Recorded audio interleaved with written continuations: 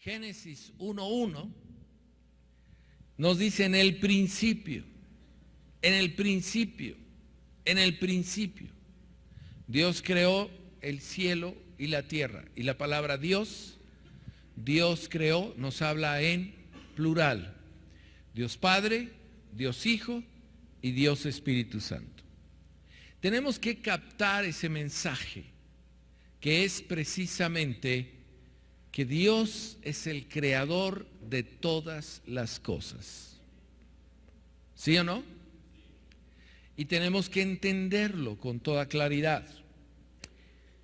Yo quisiera que viéramos este mensaje en dos aspectos.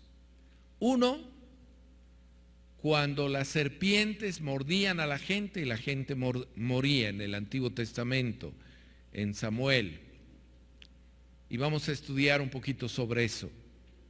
Y dos, vamos a ver cuando el arca del pacto fue robada por los enemigos de Jesús, de los judíos, los filisteos, y lo llevaron a donde tenían sus dioses.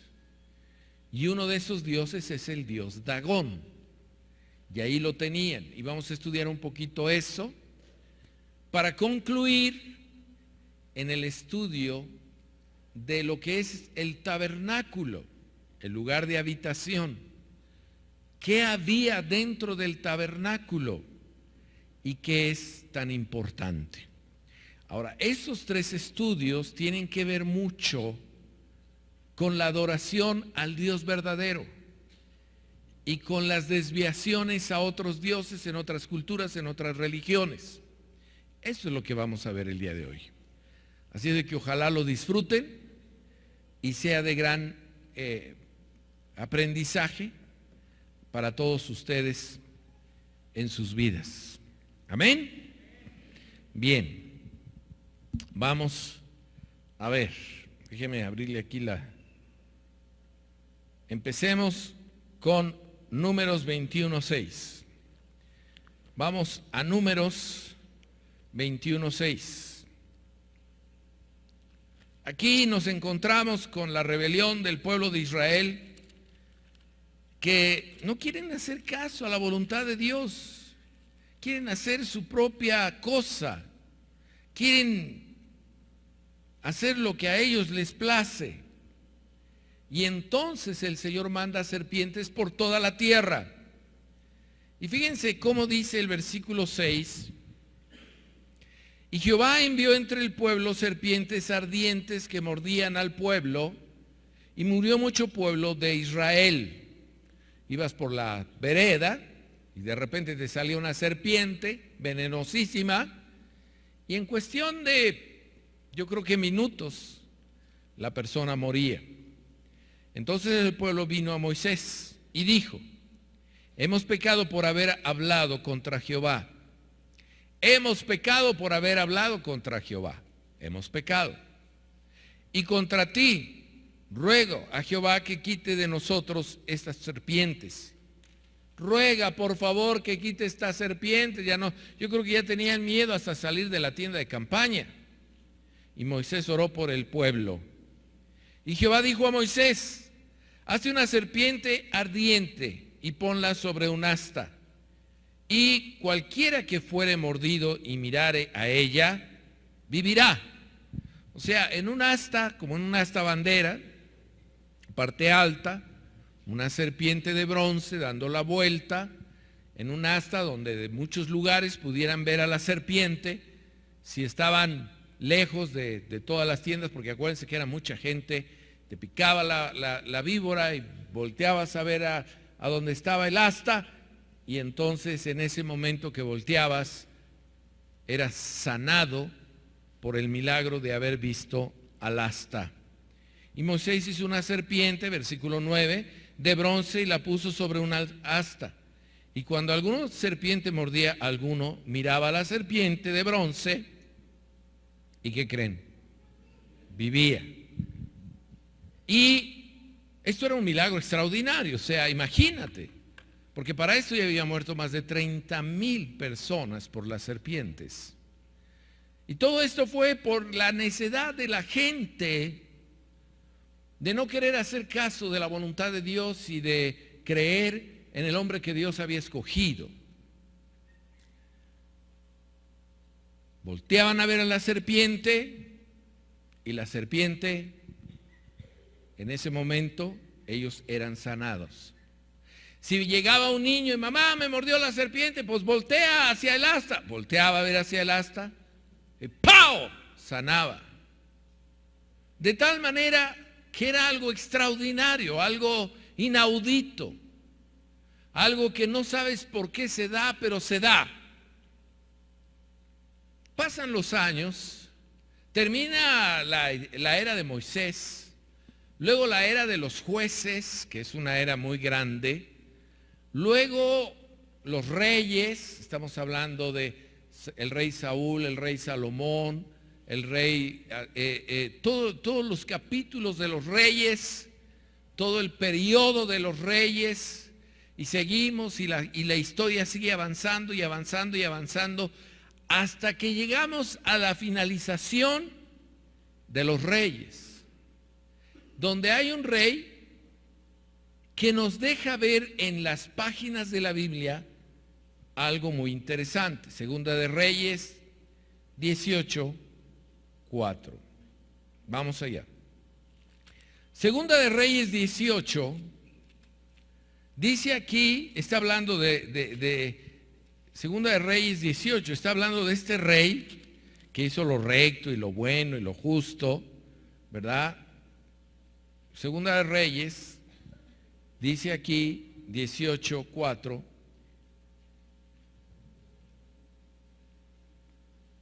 Ezequías, hijo de Acaz, rey de Judá. Ezequías hizo lo recto delante de la obra del Señor. Pero más adelante dice aquí, en versículo 4, él quitó los lugares altos y quebró las imágenes. ¿Saben ustedes que imágenes, imagínate esto? Los hombres somos muy dados a ver imágenes y tener la fe para que esas imágenes sean nuestros dioses. El hombre le pone diferentes tipos de imágenes para diferentes cosas. Y de aquel entonces había imágenes. Y el rey se da cuenta que algo está pasando que no tiene la lealtad y la fidelidad a las cosas de Dios.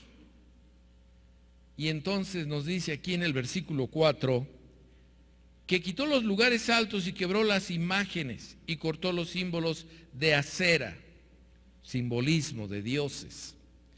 E hizo pedazos, escucha bien, e hizo pedazos la serpiente de bronce que había hecho Moisés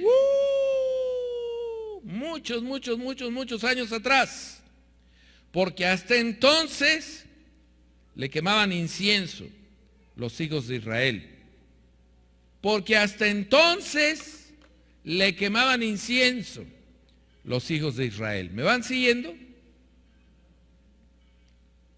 Te está diciendo que lo que Dios usó para demostrar un principio en la época de Moisés, estos hombres siguieron y siguieron y siguieron y siguieron quemándole incienso. Yo me pregunto por qué le quemaban incienso a esta serpiente ardiente. ¿Por qué le quemaban incienso? ¿Cuál es la razón de que le quemaran incienso? Pudiera ser que ellos decían, no, es que en aquel entonces nuestros padres nos platican que sanaban y llegaban las serpientes y lo sanaban, y a lo mejor ahora que mi hijo está enfermo pudiera ser el milagro, y llegaban y lo veneraban y creían. Ahí nos agarramos de cosas que fueron claras para una época, pero que son en otra una aberración, no tiene sentido. Y bueno, él agarró la serpiente de bronce, la hizo pedacitos, el asta la rompió, la metió por ahí, la fundió, la acabó y se acabó, hasta aquí, no más. Y el pueblo pues simplemente lo criticaron, tal vez al rey, lo juzgaron, etc. Esta serpiente tenía un significado. Y es un significado extraordinario. De hecho, la mayoría de nosotros en el Nuevo Testamento aprendimos ese versículo de los primeros versículos que aprendimos. Juan 3:16. ¿Cuántos se saben ese versículo de memoria? Poquitos, no muchos. Ay, me sorprende. ¿Qué dice Juan 3:16?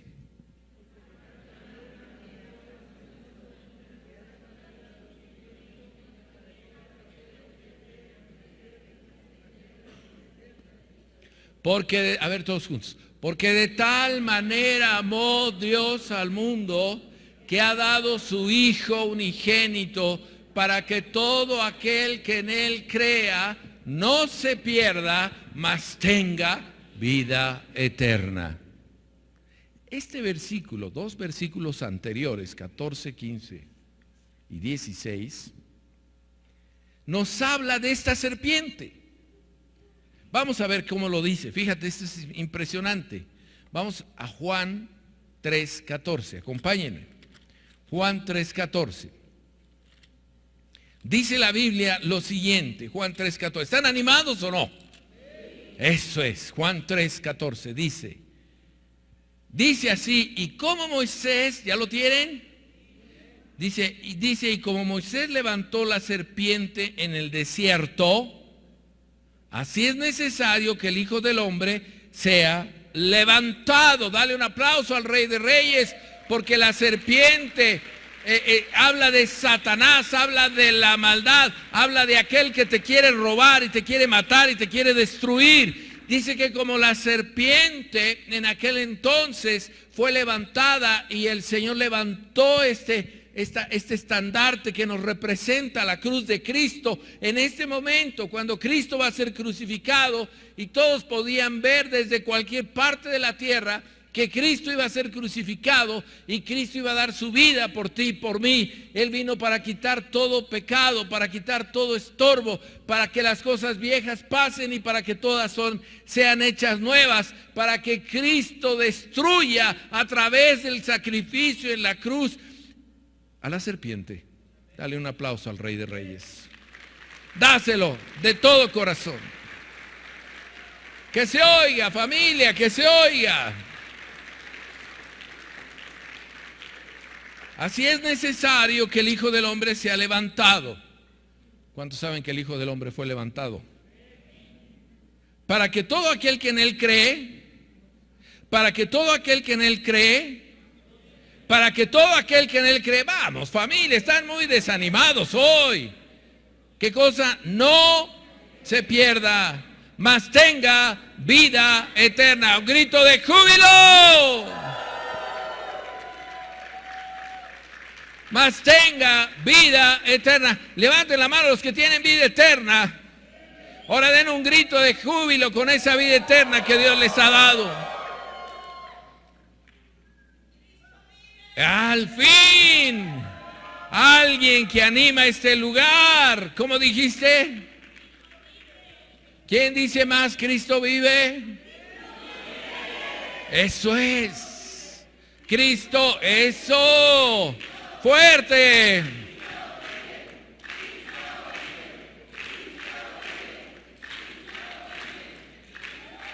¿Te puedes imaginar la gente sin esperanza? Ya me picó la víbora, me va a matar, y al poco rato moría.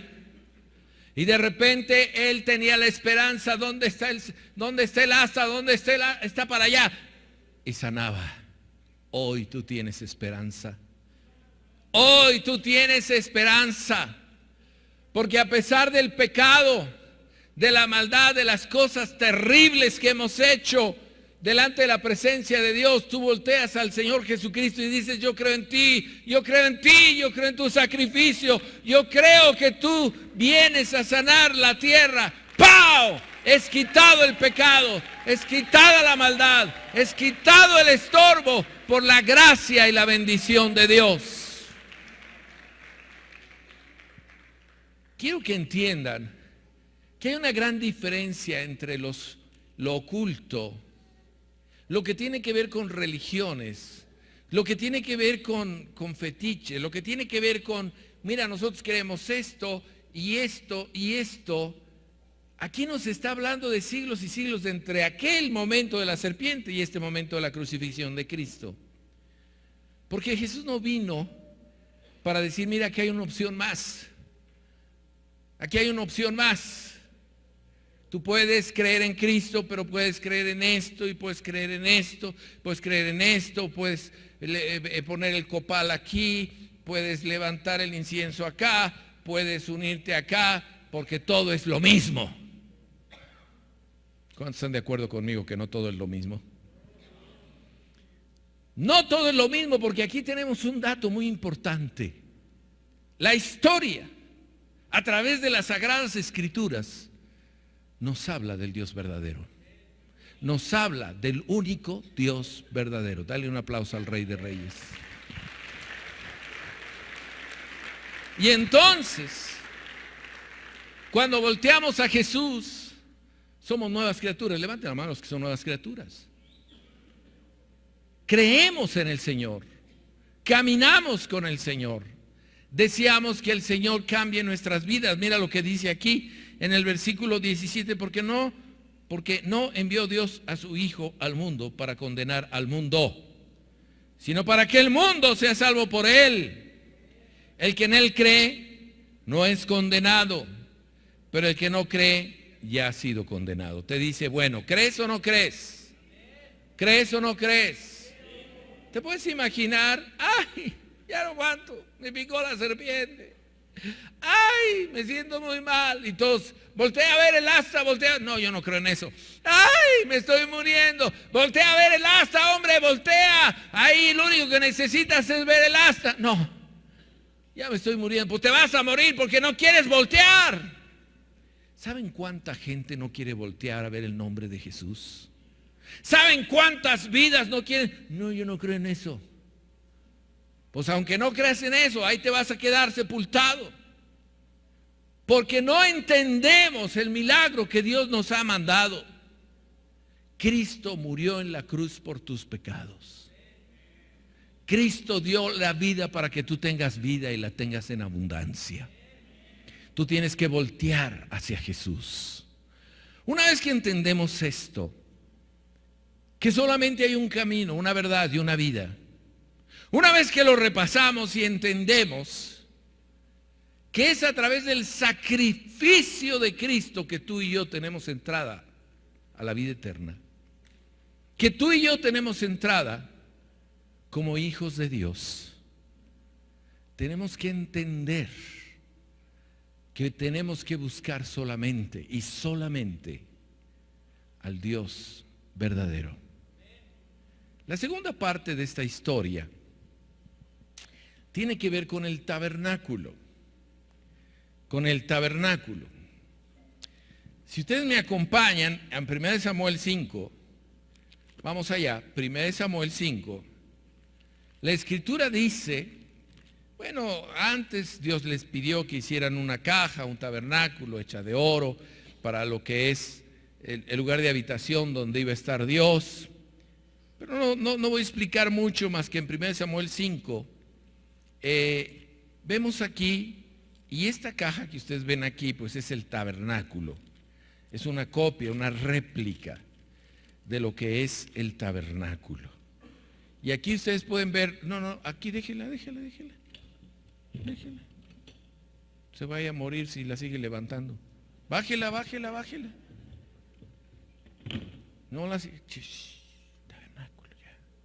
No la muevan mucho. Hecha de oro. Bueno, pintura. Ahora esa pintura no van a pensar que es pintura de oro. No, es cómex. Y aquí tenemos lo que representa el artista y según muchos los ángeles que estaban en la parte de arriba del tabernáculo. Y la Escritura nos dice en la época de Moisés que llegaba la presencia de Dios en forma de nube y posaba aquí. Nadie podía acercarse a este lugar. El lugar donde moraba la presencia de Dios. Como dije, los seres humanos seguimos las cosas. Equivocadamente seguían a la serpiente que ya no tenía poder, ya eso ya había pasado la historia. Y hubo una época cuando los filisteos hicieron guerra. Los filisteos tenían miedo en esta guerra. Tenían tanto miedo porque sabían que habían matado, que habían salido de Egipto y habían triunfado. Y habían hecho muchas batallas y habían triunfado. Pero aún así no les quedaba decir, tenemos que conquistar la tierra donde viven los judíos, los hebreos, así es de que vamos adelante, vamos a destruirlos. Y bueno, los hebreos, los hijos de Dios, se confiaron. A veces nos confiamos tanto que podemos perder la bendición que Dios ha tenido para nosotros.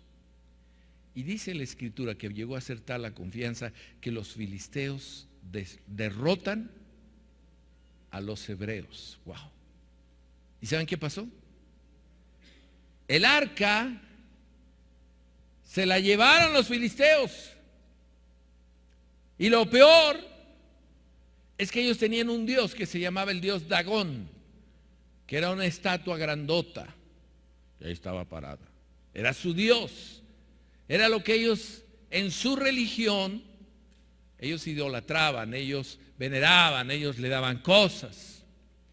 Y entonces ponen el arca junto al dios Dagón.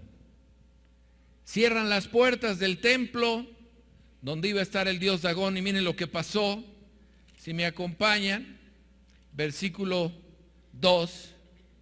Dice, y toman, capítulo 5, 1 Samuel 5:2, y tomaron los filisteos el arca de Dios y la metieron en la casa del dios Dagón y la pusieron junto a Dagón. Y cuando al siguiente día los de Asdod se levantaron de mañana, he aquí Dagón postrado en tierra delante del arca de Jehová. Un aplauso para el Señor. ¿No hay aplausos?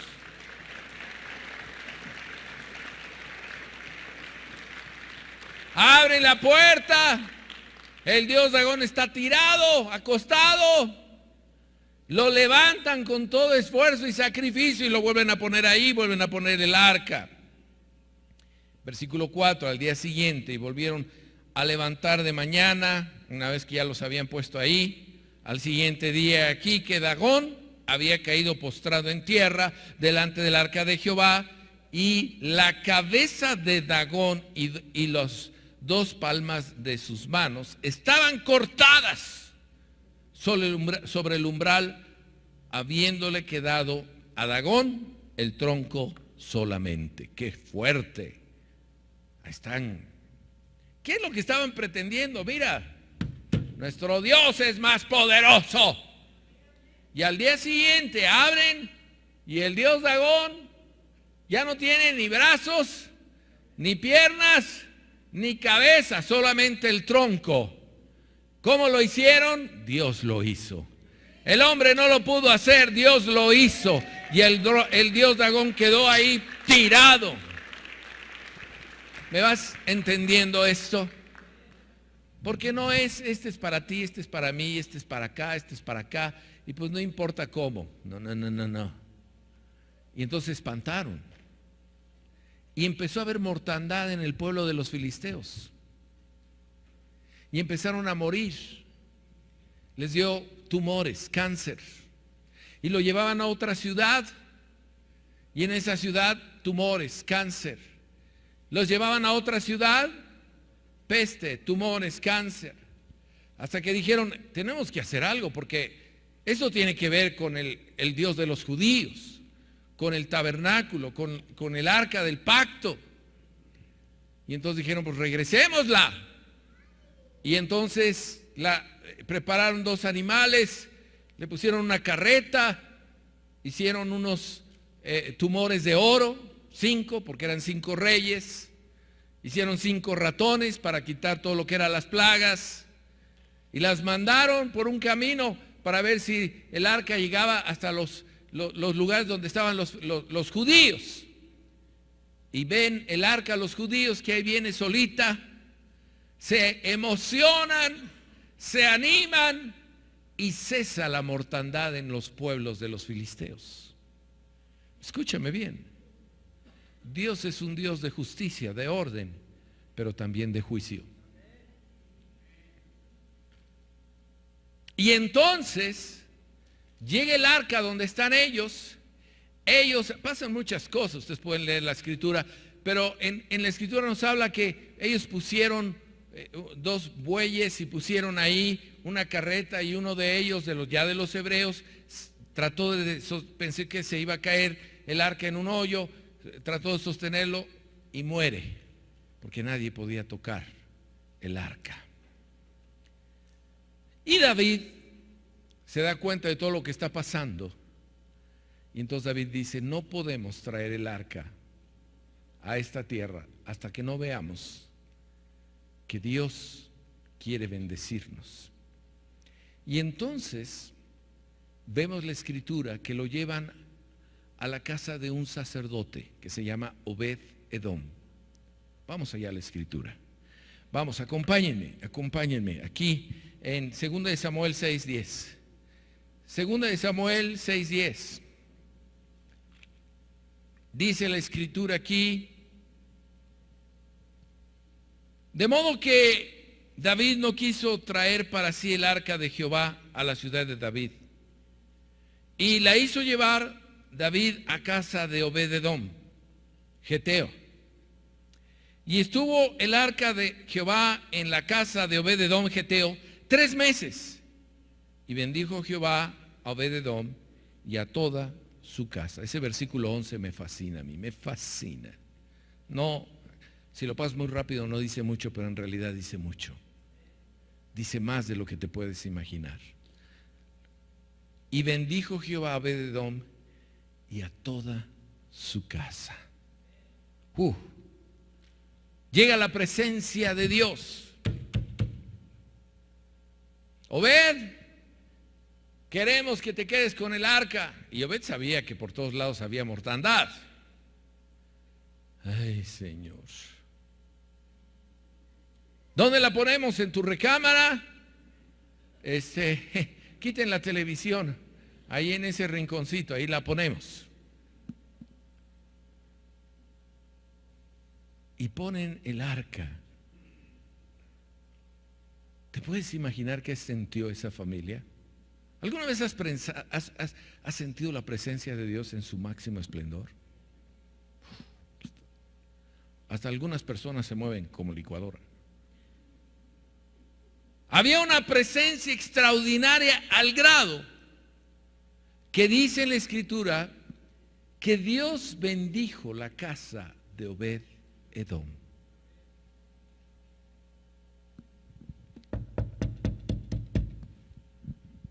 Sí, diga: mira, te traigo unas sandías para que si me las recibes, quiero bendecirte. Sí, ponlas ahí. Te traigo un chivo, porque sabemos que tú tienes el arca y ¿me la recibes? Sí, ahí ponla atrás. Te traigo una barbacoa deliciosa. Fui hasta Actopan, en uno de los mejores lugares, y te traigo 2 kilos de la mejor barbacoa. ¿Me la recibes? Sí, por favor, ponla por acá. Ya estamos medio gorditos. Y durante 3 meses, quiero que te imagines, esta gente se daba unos festines. Abría el refrigerador y había de todo tipo de quesos. Oaxaca, Chihuahua, de queso suiza, queso menonita. ¿De dónde te lo compraron? De Walmart, de Aurrerá, de Superama, etcétera. Mira, eran bendecidos en gran manera. Cuando David vio todo eso y supo de la bendición que había en la casa de Obed-edom, dijo: Dios está con nosotros. Quiero hacer un paréntesis para que entiendas por qué estoy diciendo todo esto. Dios quiere bendecirte, a ti. Dios te bendice. a ti. Tú no tienes que estar echando ojitos a otros dioses. No tienes necesidad de eso. Dios te bendice de todo corazón. Así es de que Obed-edom vio por la ventana y venía un montón de personas como una marcha. Y él entendió, ya vienen por el arca. Tomaron el arca, ya nos la llevamos, sí, adelante, llévensela. Y él pudo haber pensado, se nos va a acabar la bendición, pero él fue sabio. Yo voy a creer que la presencia de Dios se queda en mi casa. Dale un aplauso al Rey de Reyes.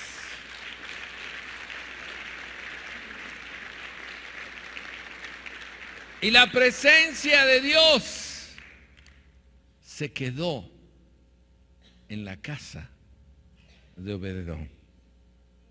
Ahora, si nosotros avanzamos un poquito, ¿qué es lo que hay adentro del arca del pacto? Si me la abren, por favor.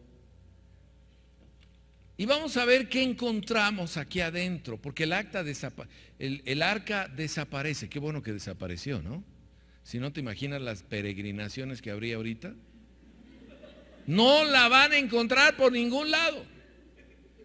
Por un lado tenemos el maná. Levántalo un poquito. El maná, ¿se acuerdan del maná? El alimento de los hebreos en el desierto. Por otro lado, aquí déjalo en maná, tú quédate aquí. Tenemos la vara de Aarón, otro decán, que reverdecía. La vara de Aarón, mira qué hermosa vara. Esta es una vara de escoba con un poquito y le pusimos estas flores preciosas muertas, es decir, flores que encontramos por aquí atrás. La vara de Aarón que reverdecía.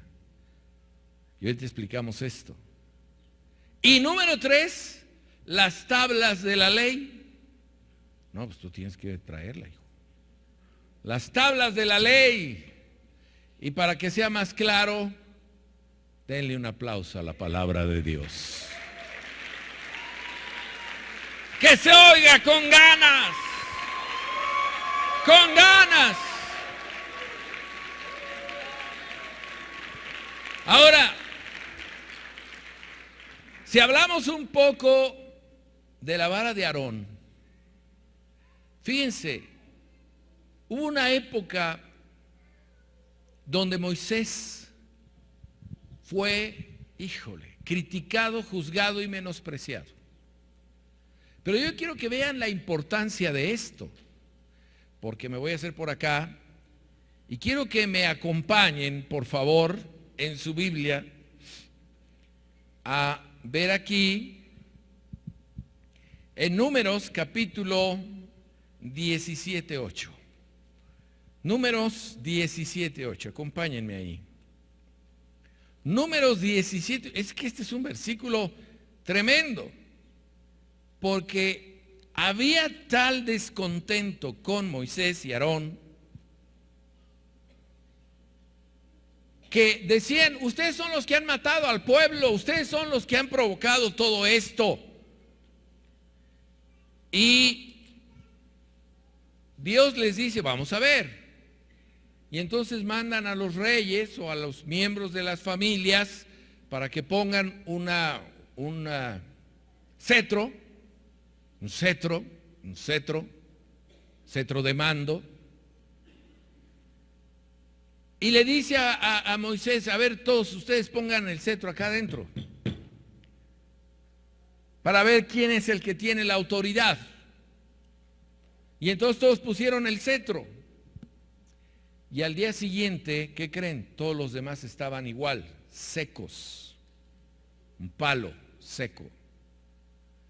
Y solamente había uno que había reverdecido, que era la vara de Aarón.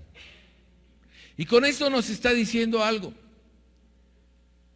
Nos dice la murmuración Es una maldición que viene a destruir la obra de Dios. La murmuración en medio del pueblo de Dios es el equivalente a secar los palos de mando, secar a aquellos que creen que tienen mucho y no tienen nada. Y solamente una es la que reverdeció. Y el pueblo se da cuenta de esto, y el pueblo se arrepiente y se da cuenta que está en contra de la presencia de Dios al menospreciar a Moisés y la autoridad que Dios le ha dado a Moisés. Y no solamente queda ahí. Nosotros podemos, hablando ya más de nosotros, movernos de un lado a otro, creer que aquí es mejor que aquel lado. Pero escúchame bien, Dios es el que pone, Dios es el que da autoridad. Y Dios nos da, es que esto es maravillosamente importante, porque esto está en el arca. O sea, no está en cualquier lado, está dentro del arca. Y la llevaban de un lado a otro, y aquí estaba la vara de Aarón que reverdeció. Para decirle a la sociedad, Dios pone líderes espirituales, guías, que tienen la intención de guiarnos, de fortalecernos y de llevarnos de victoria en victoria en Cristo Jesús. Dale un aplauso al Rey de Reyes. Dáselo. Por eso debemos entender que la murmuración es un pecado terrible. La murmuración es algo que te destruye, aunque el líder no sepa de lo que estás hablando, aunque la gente no se entere de lo que estás diciendo, aunque nada más tengas un altercado ahí con alguna persona. ¡Esto es terrible! Y la obra de Dios mengua y decae cuando no entendemos la importancia de nuestras palabras. Y es importante que nosotros hablemos con propiedad y hablemos con libertad, haciendo a un lado lo que tiene que ver con el chisme, la mentira, la murmuración, el engaño. Y entonces sí, una vez que entendemos esto, metámoslo, porque ya es demasiado. Ahora, otra de las cosas que están aquí es precisamente lo que tiene que ver con la palabra de Dios. Acompáñenme en el Nuevo Testamento, en 2 de Corintios, capítulo 3. 2 de Corintios, capítulo 3. Dice el escrito, espero que lo estén entendiendo. Dice aquí, hablando de la Biblia, hablando de la palabra, hablando de este libro que él guardó, las tablas de la ley, dice aquí, pero el entendimiento de ellos se embotó. O sea, no lo entendieron, no lo captaron. Leían la Biblia y no la entendían, porque hasta el día de hoy, cuando leen el antiguo pacto, les queda el mismo velo no descubierto. O sea, no entienden, no captan. El cual, dice aquí, por Cristo es quitado. Un aplauso para Cristo. El cual por Cristo es quitado. Yo en una ocasión le dije a una persona, si tú lees la Biblia y crees en el Señor Jesucristo, vas a cambiar tu vida. Dije, se rió, se burló. Dijo, ¿cómo crees? Es un libro común, es un libro de filosofía, es un libro que estudiamos en la universidad, hombre. No nada más por leer un libro así, nada más. Tenemos que entender que la fe viene por el oír y el oír la palabra de Dios. Tenemos que entender que la palabra es la palabra. Y la palabra es entendida cuando nosotros recibimos a Cristo como nuestro Señor y Salvador. ¿Cuántos tienen a Cristo?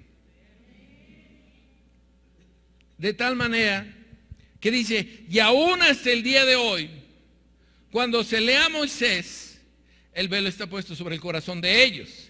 Pero cuando se conviertan al Señor, el velo se quitará. Pero cuando se conviertan al Señor, el velo se quitará. ¿Cuántos ya se convirtieron al Señor? ¿Cuántos son hijos de Dios? ¿Cuántos creen en el Dios verdadero? Dense un aplauso, por favor.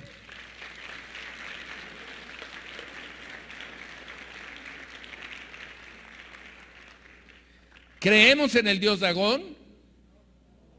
Vuelvo a repetir, ¿creemos en el Dios Dagón? ¿Creemos en dioses similares al Dios Dagón? Pero tampoco creemos en el arca del pacto. Creemos en el contenido del arca del pacto que el Señor ha puesto en tu corazón, la palabra que cambia vidas, la palabra que transforma corazones. La vara nos habla que somos autoridad y dominio siempre y cuando la ejerzamos para bien. ¿Me están siguiendo? Para buscar la presencia de Dios. Y luego nos dice del maná. El maná. Aquí está el maná.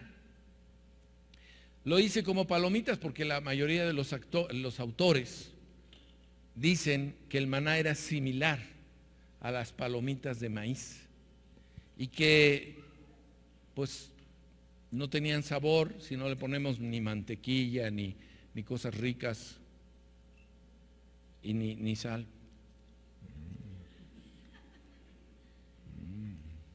Perdón, están re buenas. Perdón. Entonces, vamos a la escritura, Juan 6:47.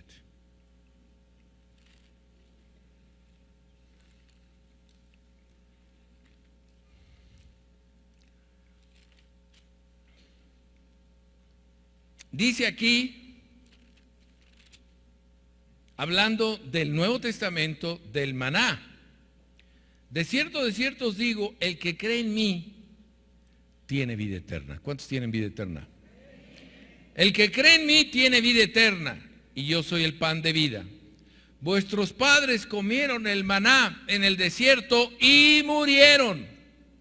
Este es el pan que descendió del cielo, para que el que de él coma no muera. Yo soy el pan vivo que descendió del cielo. Si alguno come de este pan, vivirá para siempre. ¿Cuántos han comido del pan de vida de Cristo Jesús? ¿Cuántos han recibido a Cristo como su Salvador? Escuchen entonces. No es preocuparnos por lo que creen otros en cuanto a las deidades, en cuanto a lo que vemos. Híjole, ¿es Cristo más que cualquier deidad? ¿Puede más Cristo que cualquier fetiche, puede más el Señor que cualquier, podemos decirlo así, brujo? Vamos, si se juntaran un grupo de los brujos más destacados en la ciudad y ponemos el arca, ¿quién tira a quién? ¿Quién tira a quién? ¿Dagón puede tirar la presencia de Dios? ¿La presencia de Dios puede acabar con las mentiras del diablo? Que no se les olvide que este mensaje es muy importante para estas fechas. Y tú tienes el poder de Dios. Y el poder de Dios no se vence ante nada. Él vino para que tú tengas vida y para que la tengas en abundancia. Y como hijos de Dios, oramos para que otros lleguen a la presencia de Dios. ¿Sí o no?